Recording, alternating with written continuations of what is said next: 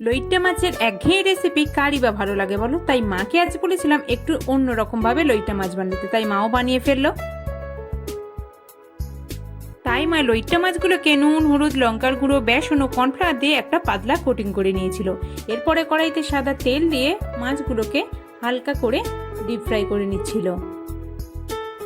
তো এখানে লইট্টা মাছগুলো ডিপ ফ্রাই করা একদম কমপ্লিট। এরপর কড়াইতে দিয়ে দিল পেঁয়াজ কুচি, ক্যাপসিকাম, টমেটো কুচি, দিয়ে দিল পরিমাণ মতো লবণ, হলুদ গুঁড়ো, লঙ্কার গুঁড়ো, ধনে গুঁড়ো, এই সব কিছু দিয়ে খুব ভালো করে খানিকক্ষণ নাড়াচাড়া করে নিয়ে দিয়ে দিল আদা ও রসুনের পেস্ট। এরপর খানিকক্ষণ কষিয়ে নিয়ে দিয়ে দিতে হবে পরিমাণ মতো জল। তারপরে লইট্টা মাছের বড়াগুলো এর মধ্যে দিয়ে উপর থেকে ধনেপাতা ছড়ালেই আমাদের লইট্টা মাছের এই নতুন রেসিপি কিন্তু একদম তৈরি। আমার তো দারুণ লেগেছে। তোমাদের কেমন লাগলো কমেন্টে জানিও। ভালো লাগলে আমাদের চ্যানেলে সাবস্ক্রাইব করে পাশে